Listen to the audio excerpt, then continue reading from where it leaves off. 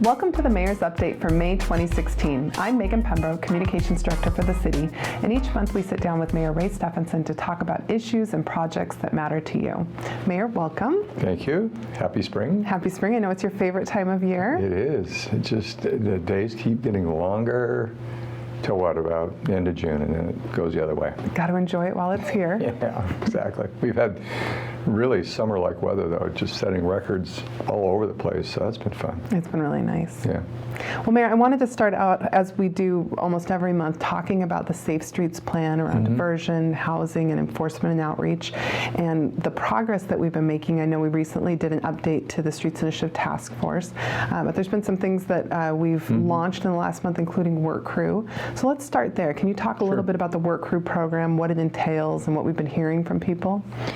Work Crew was one of the recommendations of the Homeless Safe Streets Task Force. And the idea is for those individuals who may get a fine through the court system for a minor offense, oftentimes they just don't have the money to pay the fine. They can do an alternative, which is work on a work crew, going around the city and cleaning up oftentimes areas that they and others have been responsible for messing up. So it's really been, I think, all around a positive experience. The people on the work crew feel very empowered and feel like they're giving something back, which is terrific. And the public has made a lot of very positive comments, including businesses, and so it's been a very good recommendation. And I think when we gave an update to our task force, I think people made the comment there, and since then, that they were afraid. When we did this work, this thing would go on the shelf and nothing would happen. But I think we continually and daily demonstrate that we're taking this very seriously. It's an important report and document they put together, and we're implementing as quickly as we can. So it's been very gratifying. And it's one of those programs that has benefit to the participants, but also to the broader community. It does.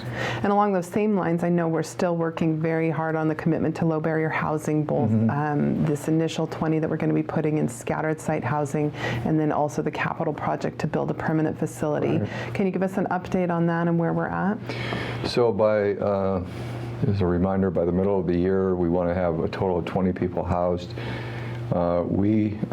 It's a challenge, I'll tell you, with vacancy rate being less than 2%, a lot of landlords a little bit reluctant to house the chronically homeless. So we're looking for all kinds of alternatives to meet that goal, and we just keep exploring different opportunities. So hopefully we will get to that goal. But I would say any landlords out there, anybody who knows of a space, I mean, you're going to get your monthly rent, you're going to get any damages covered. If that were to occur, if there's really bad behavior, we won't tolerate that. They don't have to. So that's the sort of the first piece. The bigger and more important piece is our first capital project. And as I've reported before, we've been trying to search for that right piece of property, and I think we're very close to an announcement. I'm very hopeful we'll have it this month so people know where it's going to be, so we can do outreach to surrounding businesses and neighbors.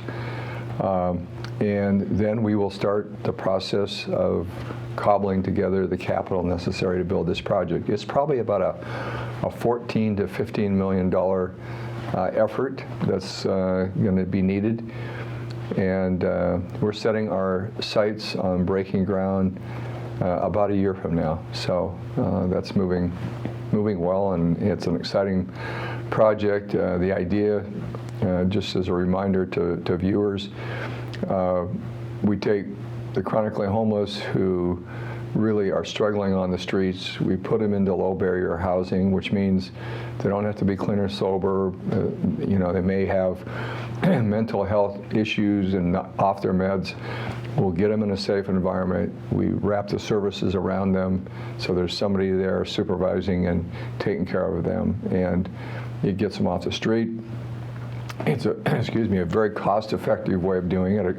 It costs about $14,000 a year to house someone, and these individuals are, using services well over $100,000 a year. So it is really a good investment, a good return on investment. And I know we have a lot of other things we're still working on, particularly in our police department. We're hoping to bring on one of our next 2 social workers by the end of the month. Our outreach and enforcement team is still out in the Smith Avenue area quite a bit. What do you see as kind of the next 6 months, our priorities in this arena? Well, we need to get to 2 embedded social workers on the payroll. We had somebody on loan from the county. She was terrific, and the county hired her, so I guess that's the way that goes. But we will have somebody hired by the end of this month, and then the second one coming on not too far away.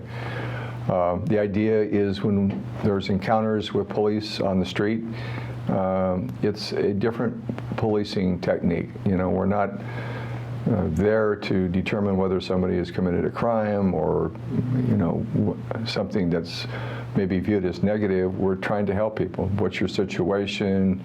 Where do you live? Do you have housing? What can we do to help you? Can we get you directed to the right services? And we're also, the police chief is committed to training his officers, each one of them, a total of 40 hours of human services kinds of training. So, we still do the traditional policing, and we still arrest bad guys and get them to court and get them in jail where they need to be, frankly, because they're preying on the most vulnerable in our community. But it's really been rewarding. I think our police officers feel very good about it. I think the public does as well. And that's not to say, some of the property owners and businesses in and around Smith Street, they're struggling with this problem every day. And we've met with them. We need to meet with them again at the end of this month to talk about progress we've made. But we're being very assertive, very directed, very focused on what we're doing, and just trying to make the quality of life for everybody better. Great. Thanks for that update, Mayor. Yep.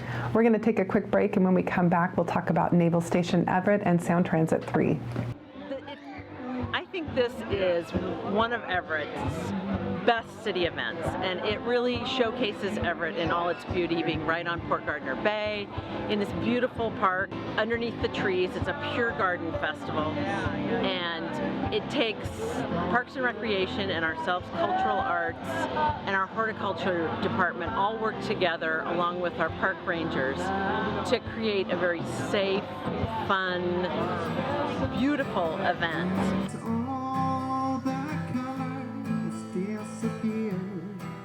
Because it's outdoors, and everyone's very enthusiastic about getting their gardens all ready for summer, and this is the place to be to make that happen.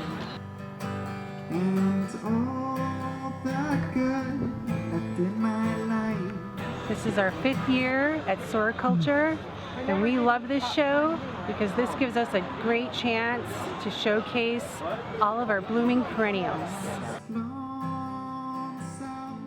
Want to make sure that we thank the people who come to Sorticulture. We really love having them here, and we just really think it's a great event, and our job is to just make it a little bit better for them. And so we want to thank them for being here and being a part of this great event.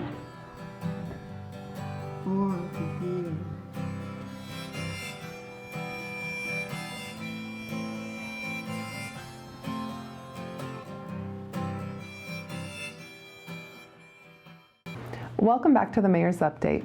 Well, Mayor, I wanted to take a little bit of time to talk about Naval Station Everett and your recent trip to D.C.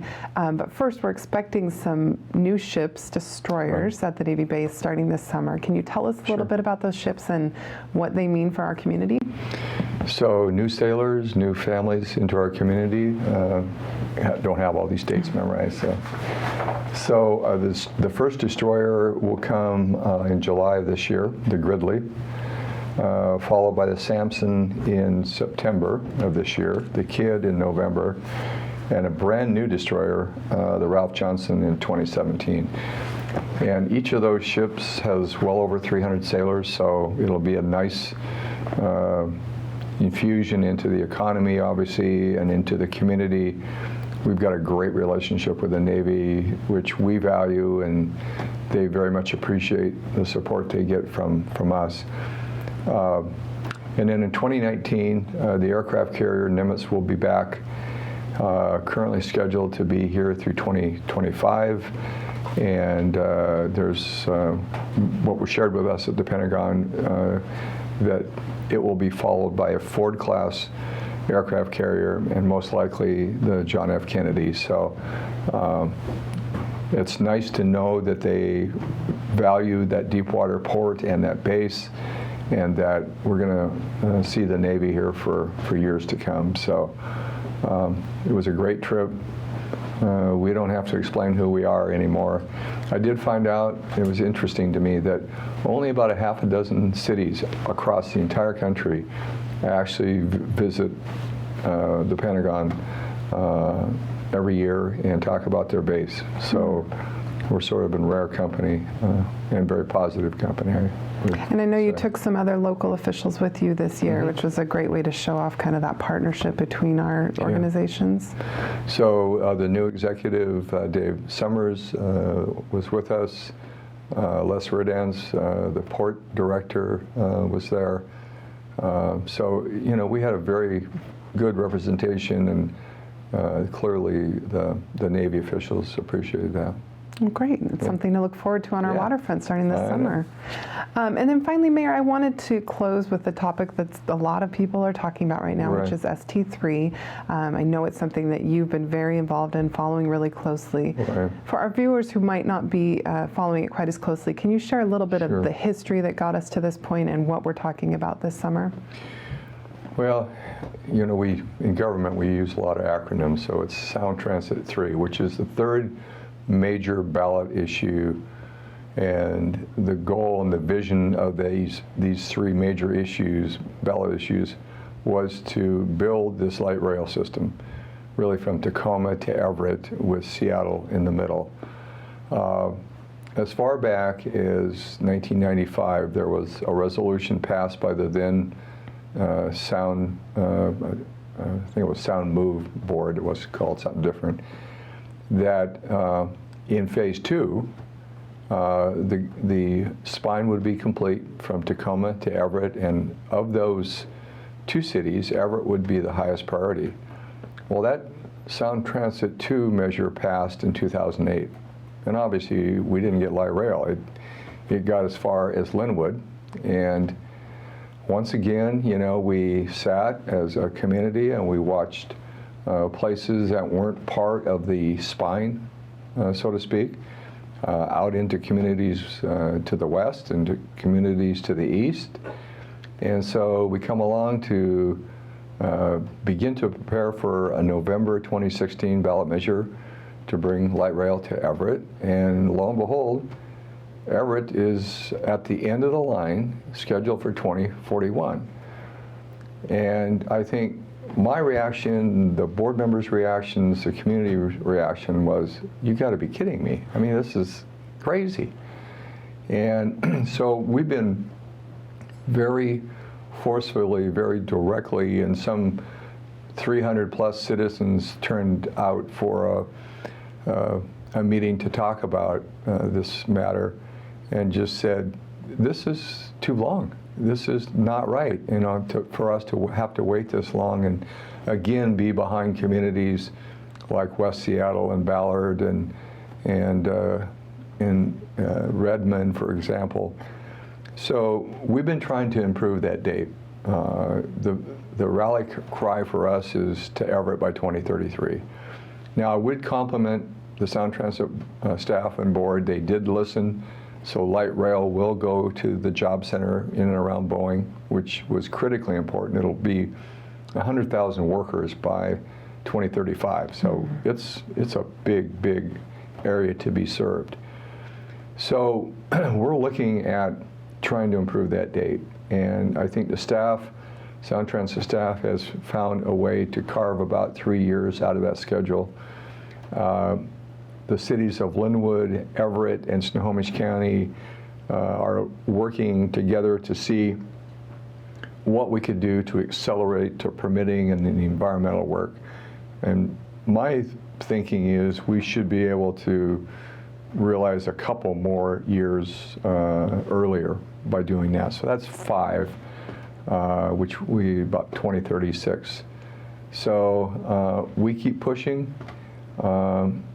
Citizens who feel like I do need to make their feelings known to the Sound Transit Board that 2041 is unacceptable.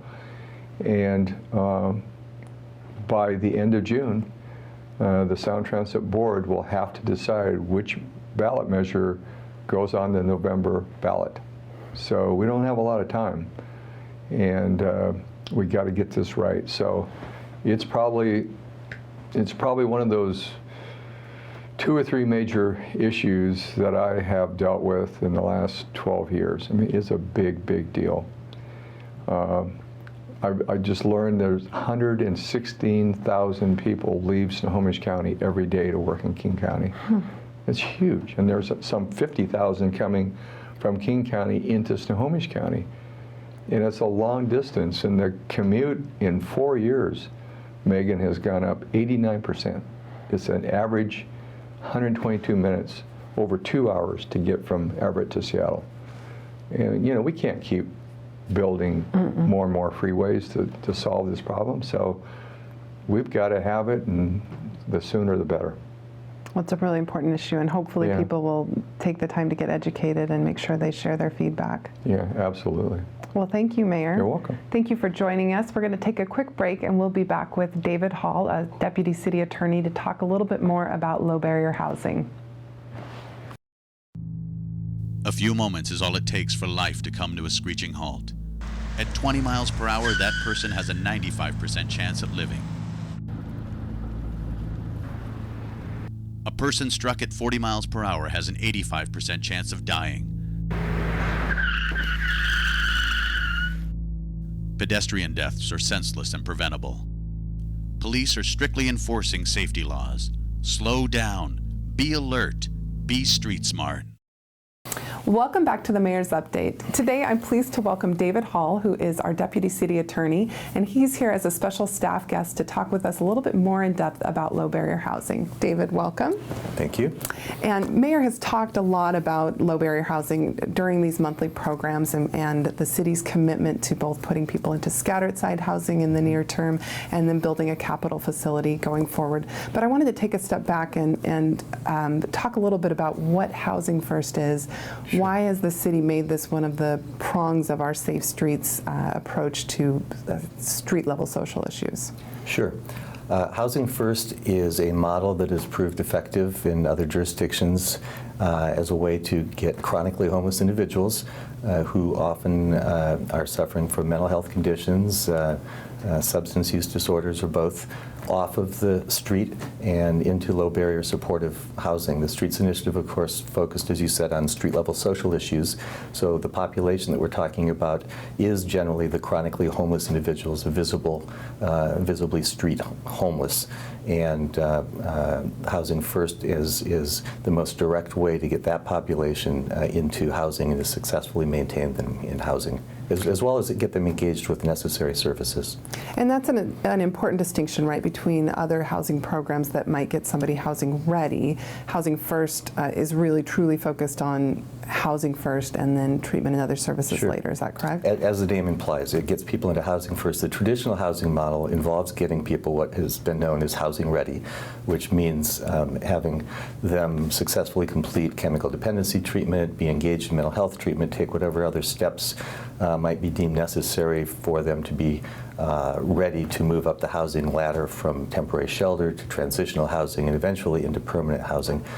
The problem with that, of course, is that especially for the population that we're talking about, without the stability of permanent housing, many people simply never complete those initial steps and never become housing ready and therefore never become housed. So the Housing First model does exactly what the name implies. It puts people into housing first, and then with that stability, looks at how to get them engaged in services and starting to make progress on some of the issues that have been challenging for them in the past.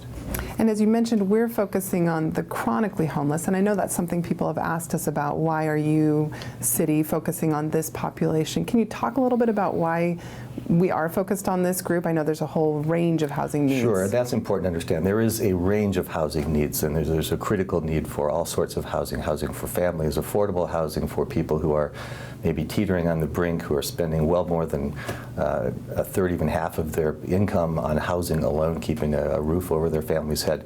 But this arose from the Streets Initiative, and the Streets Initiative did focus on problems that we were seeing on the streets, especially in the commercial core. So this is the type of housing that specifically addresses those problems. Another benefit is because you are providing housing and services for individuals who are using a disproportionate share of public resources as they are currently served with emergency services. By getting them into housing, you're freeing up those resources to use more effectively for others who need them as well. Okay, and I know Mayor has talked about our commitment both, as we said, to scattered site housing in this near term by this summer, and then the more permanent project.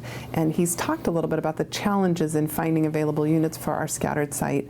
And I know you've mentioned that really underscores the need for a facility. Mm-hmm. Can you talk a little bit more about that? Well, the scattered site housing, of course, is a way to get people housed more quickly than you can if you wait for a facility to get built. And so that's been the focus. But we have a 2.4% vacancy rate in this market. And that has made it very difficult to find the units to place these people. And we have the funding. We have a contract with the YWCA. They have a landlord liaison who specializes in working with landlords to find units. We have a landlord mitigation fund to repair any damage caused by these individuals if they're in a unit. Someone who can be called 24 hours a day. We've taken all of these steps to assure landlords that these will be good tenants, and yet they have so many choices right now at such a low vacancy rate that it has been a real challenge to actually get people into units as hard as we try and as hard as the YW is trying. So, as you said, it really does underscore the need to move forward with the capital facility that we develop and that's available for these folks.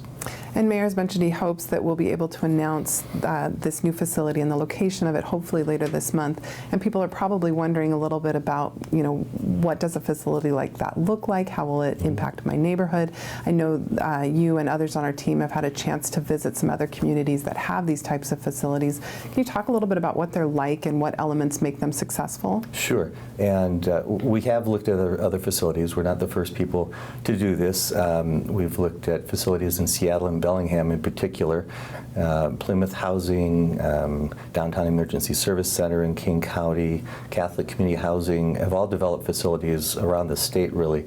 So there are models out there. We know what they look like. We know what it takes to run them successfully and with minimal impact on the neighborhood. They tend to be at least 40 units in size. We're hoping to build one somewhere between 60 and 70. That seems to be the point at which you get economies of scale for providing services. So that makes it a medium-sized 4-story building. To run these successfully, you need to have 24/7 access control at the front door. With this population, many of them have been living on the street for years, and it's natural without that kind of controlled access that they because they feel guilty about their buddies still living on the street or for whatever reason, may end up with other people living, sleeping on their floor and the like, and that's not a good situation, both for the success of the individual and, of course, for the neighborhood. So the housing providers that do these have become very smart about how they run them and how they manage them, so the impact on the neighborhood really is minimal. The facilities we visited, first of all, approaching them, we couldn't tell which building was the low-barrier housing facility compared with other buildings in the neighborhood. A typical experience that we ran across with these facilities is when they're proposed, people are very concerned about them, neighbors or businesses. Attend public meetings, express opposition, very skeptical, and yet once they're built and people see how low impact they are, their concerns just evaporate. Well, that's great, and I know that we'll probably have people expressing a lot more interest as we go forward, and we'll have opportunities to learn more about this. I wanted to close just talking to you personally. I know this is a little bit out of the normal realm for what you have done as a deputy city attorney, but I know from talking to you that working on these issues has been really fulfilling. Can you talk a little bit about what it's like to be a part of this effort? You know, it's been the most fulfilling thing I've done in my career. It's obviously terribly important to the city. The things we're doing are helping both the individuals involved who badly need help and helping the greater community who are affected by these issues. I personally, my non-work life, I'm the vice president of Snohomish County NAMI, the National Alliance on Mental Illness. I sit on the executive board of the Regional Drug Task Force. So I come at this from a lot of different angles, and the things that we're doing really bring a lot of pieces together and really kind of form a holistic approach to problems that are critical in our community. Well, thank you so much, and thank you for taking the time to give us this update. Glad to be here. Thank you for joining us, and we hope you'll be back next month for our next edition of Mayor's Update.